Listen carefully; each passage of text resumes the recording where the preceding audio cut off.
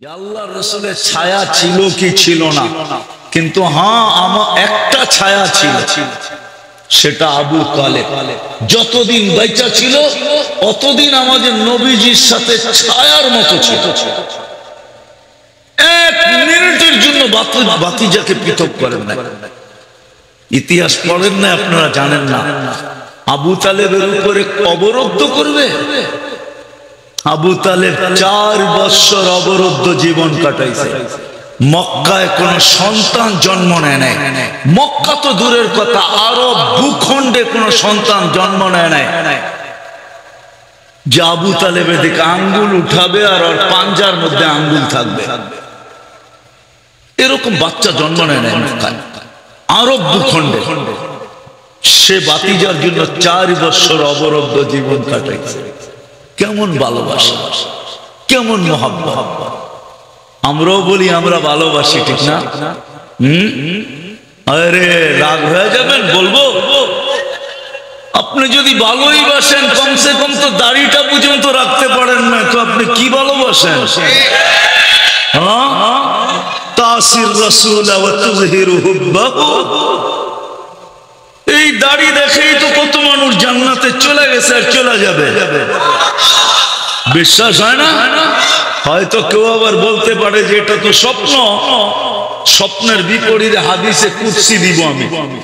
মুহাদ্দিসে জামান মারা গেছে, তো একজনে স্বপ্নে দেখার পরে জিজ্ঞাসা করছে আল্লাহ কি ব্যবহার করছে? কয় দাড়ি দেখায় জান্নাতে চলে গেছে। তো জিজ্ঞাসা করছে দাড়ি দেখায় মানি? আল্লাহর সামনে যখন উপস্থিত হয়েছি তো আল্লাহ বড় রাগ হয়ে জিজ্ঞাসা করছে ওই বুইরা খাটা কি নিয়ে আসছস?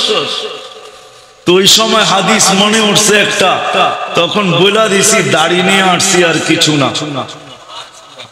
বলে আরো খেপা গেছে, শুধু দাড়ি? বয়স দিলাম 80 বছর, তুই শুধু দাড়ি দেখাস? তখন হাদিস ডাটে বর্ণনা করে দিছি। কেন এত রাগ হইতেছে? কেন এত রাগ হইতেছেন? কেন আপনি কি বলেন না জিবরিল আলাইহিস ইসলামকে? জিবরিল আলাইহিস ইসলাম কি বলে নাই আমাদের নবীজিকে? আমাদের নবীজি কি বলে নাই সাহাবায়ে কিরামকে? সাহাবায়ে কিরাম কি বলে নাই এদের ছাত্রদেরকে? ওনারা কি আমাদেরকে বলেন নাই যে ইন্নাল্লাহ, আপনি নাকি সাদা দাড়িওয়ালা দেখলে লজ্জা পান? ইন্নাল্লাহা লা ইস্তাহি বি শাইবাতিন শাইয়াবা ফিল ইসলাম। যেই ব্যক্তি দাড়ি নিয়ে বুড়া হয়ে গেল ইসলামের ভিতরে, তার দাড়ি দেখলে আল্লাহ লজ্জা পায়।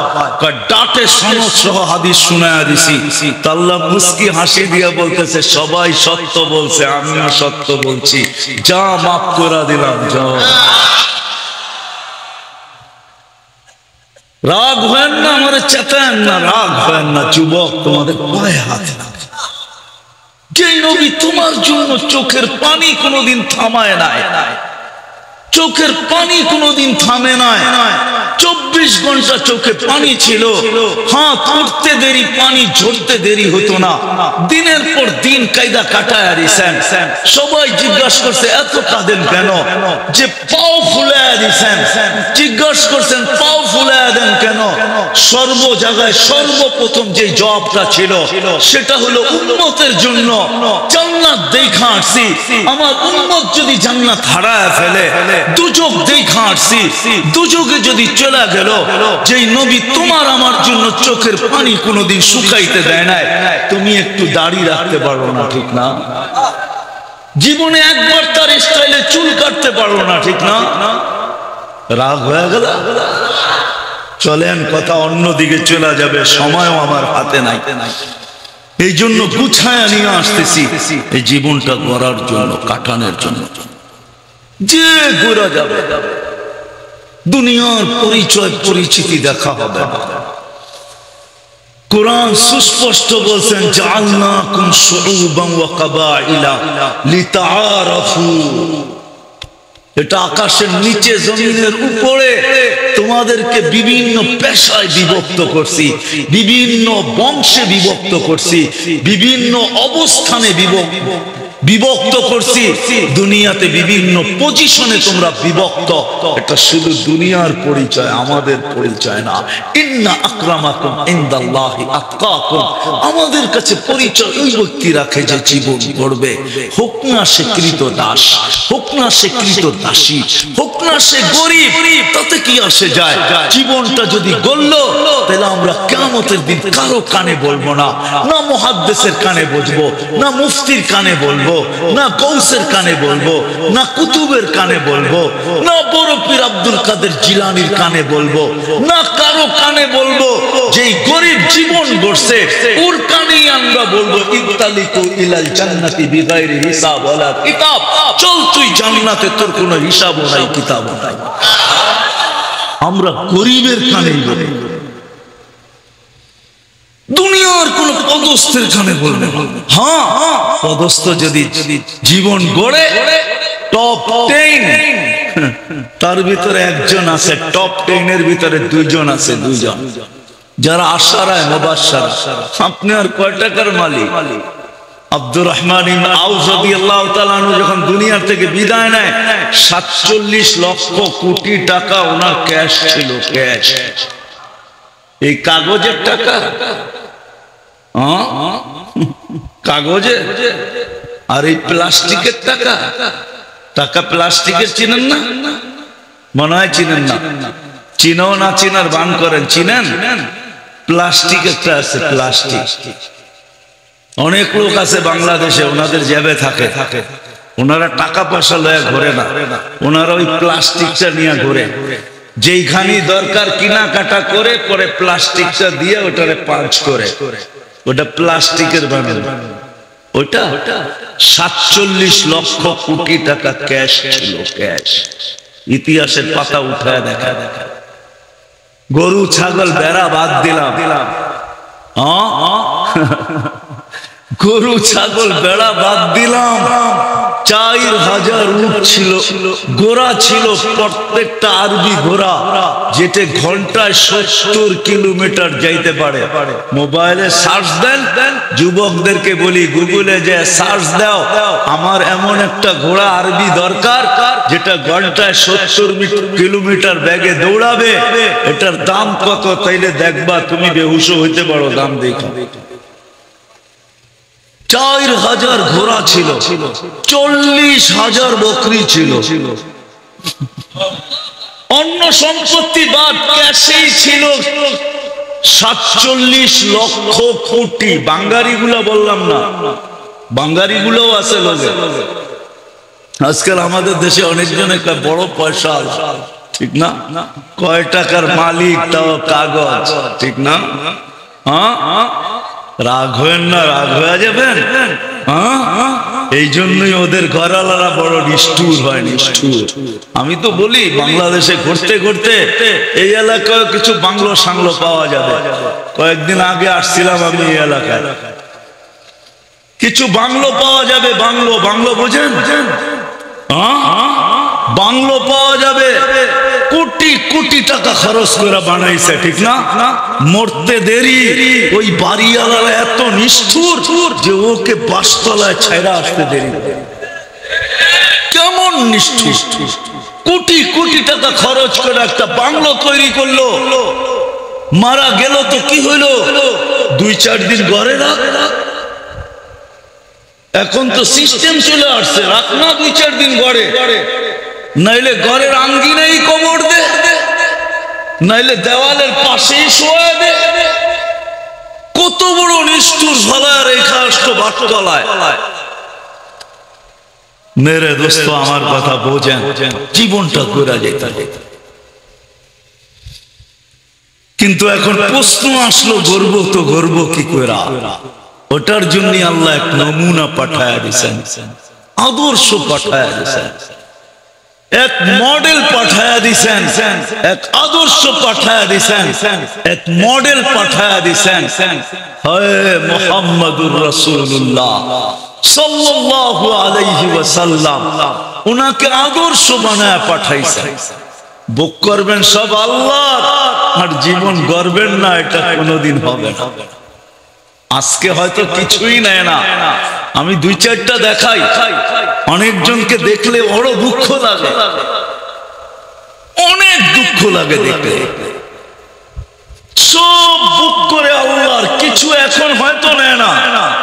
ডেলি 550 লিটার অক্সিজেন কার বুক করেন? কয় টাকা বিল দেন? ডেলি 1,60,000 বার শ্বাস নেই। কয় টাকা বিল দেন? ডেলি 36 বার কিডনিকে কুদরত দিয়া ডায়ালিসিস করে। 36 বার ডেলি করেন।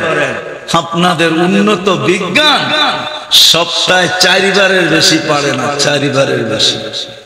আর আল্লাহ ডেলি করে কতবার? 36 বার ডায়ালিসিস করে। মেশিনে একবার করতে লাগে 4 ঘন্টা। তাইলে বোঝা গেল ডেলি 6 বার করতে পারবে, মেশিন এর বেশি পারবে না। 4 6 দিন রাত কয় ঘন্টায়? তাহলে 6 বারের বেশি। কিন্তু আল্লাহ 26 ঘন্টায় কতবার করে? 36 বার করে। রব্বে কাবার কসম, কাউকে 6 বার ডেলি ডায়ালিসিস করে দেখেন, ও বিছনার থেকে নড়তেও পারবে না, নড়তে। আর যুবক ডেলি তোমার 36 বার ডায়ালিসিস করে কুদরত দিয়া, আর তোমার যৌবনের ভিতরে তরঙ্গ বাড়তে থাকে, কমে না। ওই আল্লাহ কিচ্ছু নেন না, কিচ্ছু চান শুধু জীবনটা গড়া। যদি গড়া গেল তাহলে জান্নাত। ওই গড়ার জন্য আদর্শ হলো মুহাম্মাদুর মডেল হইলেন মুহাম্মাদুর রাসূলুল্লাহ, আদর্শ হইলেন মুহাম্মাদুর রাসূলুল্লাহ। ওনাকে আল্লাহ আদর্শ বানায় পাঠাইছেন। ওনার পরে আদর্শ বানাইছেন আল্লাহ সাহাবায়ে কেরামকে। এদের পরে কিয়ামতের সকাল পর্যন্ত আল্লাহ আদর্শ বানাইছেন হক্কানি আলেম ওলামা আল্লাহ ওয়ালাদেরকে। হক্কানি আলেম আর আল্লাহ ওয়ালাদেরকে কিয়ামতের সকাল পর্যন্ত আদর্শ। কিন্তু বেশি বলবো না, শেষ সময় এসে একটা কথা বলবো। 2-4টা জিনিস যদি আজকে করতে পারি তাহলে আমার বিশ্বাস জীবন গড়া হয়ে যাবে, জীবন গড়া হয়ে যাবে। কেননা এই উম্মতের জন্য আল্লাহ এই উম্মতকে বেশি খাটাইতে চান না, বেশি ক্লান্ত করতে চান না, মাথার গাম পায়ে ধরাইতে চান না। যদি চাইতেন তাহলে 200 300 400 500 1000 বছর আমাদেরকে দিতেন। অতীত উম্মতের মতো আমাদেরকে এত লম্বা বয়স দেন নাই। বিদায় আল্লাহ আমাদেরকে খাটাইতে চান না, মাথার গাম পায়ে চড়াইতে চান না, আমাদেরকে ক্লান্ত করতে চান না। এই জন্যই 60-70 বছর দিছেন। আবার দিয়া মনে হয় নিজেই ভাবছেন যে এটাও বেশি দিয়া দিলাম কিনা, এরা আঙ্গুল উঠায় কিনা, যে তাইলে আর ভালোবাসা হইল তো হইল কি, খাটতে তো হইলই আমাদের, তাইলে আর ভালোবাসা কি প্রকাশ পাইল? তো 2 বারে আল্লাহ কমায়া দিছেন, কমায় দিয়ে এক মাত্রায় নিয়ে আসছেন। শুধু এতটুক যদি করতে পারি, এতটুকু 30-35 বছর, আর গড়ার মাত্রাটাও কমায়া দিছেন। এটাই বুঝাইতে চাইতেছি। আজকে যদি প্রথম আমরা এটা করতে পারি যে আজকের থেকে, এখন তো করব আজকের থেকে যখনই ঘুমাইতে যাব এই মুহূর্তে তো করব কি এই মুহূর্তে তওবা করতে রাজি? হ্যাঁ, কে কে হাত উঠায় মনের থেকে তওবা বলতে রাজি? আল্লাহ আমি তওবা করলাম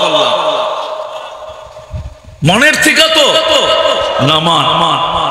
আর আজকের থেকে অঙ্গীকার করেন যে আমি যখনই ঘুমাইতে বিছনায় যাব, বালিশে মাথা রাখার পূর্ব মুহূর্তে আমি হাত দুটা উঠায় শুধু এতটুক বলবো, আল্লাহ আমি তওবা করে ঘুমাইলাম। পারবেন? কি বলবেন? আল্লাহ আমি তওবা করে ঘুমাইলাম। কেন আপনি জানেন না কাল সকালে উঠবেন কি উঠবেন না। যদি উঠা না হইল চির নিদ্রা হয়ে গেল, তাহলে রব্বে কাবার কসম তওবার সাথে আপনার মৃত্যু হয়ে গেল। করব তো? হ্যাঁ। তৃতীয় জিনিস যেটা, তৃতীয়, আজকের থেকে নামাজ কেউ ছাড়বে না। ওয়াদা। কারণ বলতেছি আমি, কারণ আল্লাহ ডাকার পরেও যে আসে না, ওর চেয়ে বড় অহংকারী কেউ নেই। কাফেরও ওর চেয়ে বড়, কাফেরের চেয়েও বড় অহংকারী। কেন না, কাফের তো আল্লাহকে মানেও না, চিনেও না, চিনেও না। সবচেয়ে বড় অহংকারী, সবচেয়ে বড় অকৃতজ্ঞ, সবচেয়ে বড় নিমখারাম, সবচেয়ে বড় হতভাগা, সবচেয়ে বড় কপাল পোড়া, সবচেয়ে বড় নিকৃষ্ট। ওর চেয়ে নিকৃষ্ট শুকরও না। আমার কথা না, এটা কারণ দিতেছি। আব্দুল কাদের জিলানী রহমতুল্লাহ আলাইহি লেখেন, উনি প্রমাণ দিয়েছেন যে ৯৯টা পদের মালিক তাকে। কয়টা পদের? আচ্ছা বলেন, জানি না ওনার পরিচয় কি? চেয়ারম্যান আপনি এই এলাকার? হ্যাঁ, শিল্পপতি, ব্যবসায়ী, কর্মচারী আছে না? কর্মচারীকে যদি 10 বার ডাকলেন, ও যদি সাড়া না দিল, পায়ের রক্ত মাথায় উঠবে না? উঠবে না? উঠবে। কি করবেন? গার ধাক্কা, বিলকুল আউট। ঠিক না? দুনিয়াও বলবে 10 বার ডাকলো, তারপরও তুই সাড়া দিলি না, গার তারামি করলি, তুই চাকরি করার যোগ্যই না। ঠিক না? বাপ যদি সন্তানকে 10 বার ডাকলো, সাড়া দিল না, মা পায়ের রক্ত মাথায় উঠবে? কি? আচ্ছা তোমাদেরকে বুঝাই, যুবক এসো পাশে দাঁড়াই। বড় ভাই যদি ছোট ভাই করে 10 বার ডাকলো, তখন পায়ের রক্ত মাথায় ওঠে না? ওঠে না? মনে হয় বুঝাইতে পারি না ইঙ্গিত। তাহলে আল্লাহ তো ডেলি 5 বার ডাকে, মাসে 30 বার, 150 বার ডাকে, বৎসরে 1800 বার ডাকে, তারপরও তো কিছু বলে না। এই জন্য আজকের থেকে নামাজ ছাড়বো, ওয়াদা। হ্যাঁ। আর সর্বশেষ একটা কথা, হুজুর চলে আসছে, আলেম উলামাদের সঙ্গে চলবো, ওয়াদা। হ্যাঁ, সত্য। নামান। একটা কথা পায়ে হাত রেখা বলবো, আপনি চলতে পারেন না, আমার কোনো আপত্তি নাই, কিন্তু কোনোদিন কোন হক্কানি আলেম ওলামা আল্লাহ ওয়ালাদের উপরে আঙ্গুল উঠাবো না। শুধু এটা বলবো, পারবেন? ওয়াদা। আল্লাহ আমাদের সবাইকে আমল করার তৌফিক দান করেন।